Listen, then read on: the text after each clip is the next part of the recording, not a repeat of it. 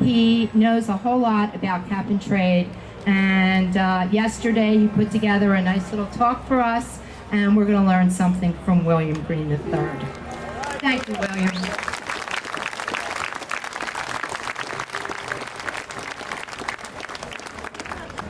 So thanks for the opportunity to speak today. I'm just a citizen like any one of you guys out there. I've never done this before. We're talking about cap and trade. Could I have the guys with cap and trade signs come out here behind me? I want everybody to see those signs. Okay? Cap and trade. Come out here. You guys took the time to make those signs up. Let everybody see them. Does everybody know what cap and trade is? Okay. Does everybody know what cap and trade is? Yes. Okay, that's better. It's based on the premise that global warming is caused by CO2. This is political science. This is not valid scientifically. Here's some evidence. All right, Dr. Arthur Robinson, Oregon Institute of Science and Medicine, announced that 31,000 scientists signed a petition rejecting the theory of global warming. 31,000. So I'm not alone.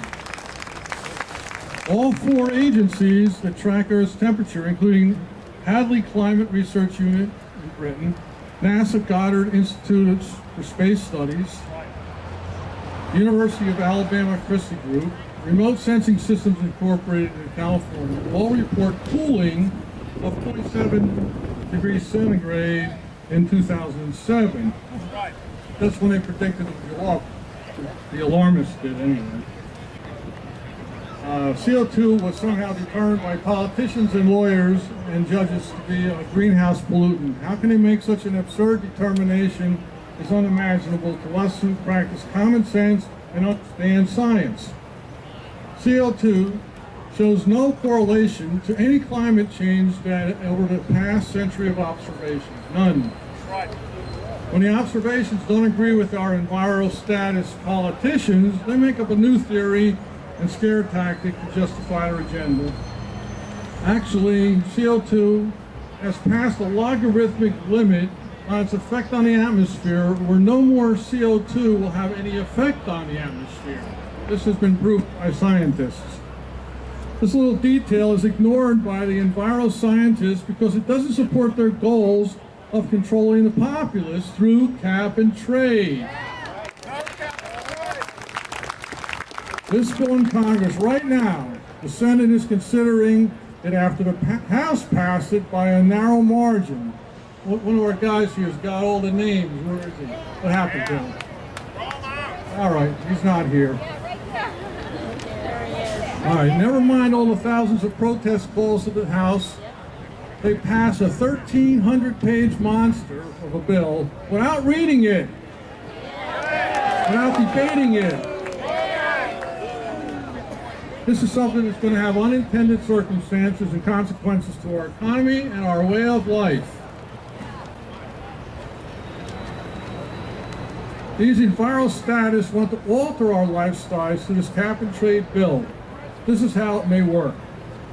New government agents will assess every business, their fossil fuel use, and set a cap based on 2005 use. Then they're going to state how much of that you're allowed to use, say 80%. Never mind your businesses may be all the way up to 120% of 2005, you've grown. They're going to set it back. Well, to be allowed to produce more than the allotted amount, you're going to have to buy credits from a broker. This raises the cost of doing business. They pass this on to the consumer eventually. Biggest problem is, biggest users are coal-fired power plants, oil, gas-powered power plants, steel, copper, all the basic metals where you melt the metal to make a product like copper tubing.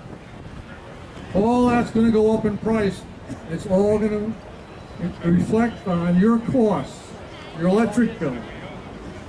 So your electric bill is estimated by the Heritage Foundation to possibly go up as much as $3,100 a year. That's a bunch of money. Okay, give the scheme an inch and the politicians are going to take a mile. Once they get their fingers into the big guns, then they'll take aim on all of us. Before long, they'll be controlling everything we do. Surcharges will emerge on both the heavy users and the small guy. So cap and trade is going to cap industrial production. And what happened? Energy use, heating oil and gas use, gasoline will become rationed essentially. And basically our freedom has been usurped by our own House of Representatives.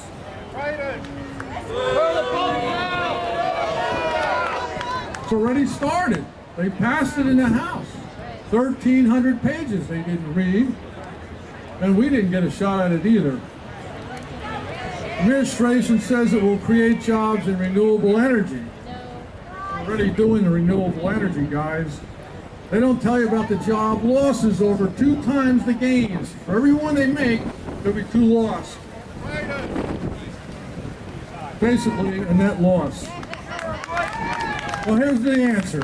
Call, write, email your senator, demand common sense, defeat this monster before it cripples our nation. This is a serious fight. We have to win it.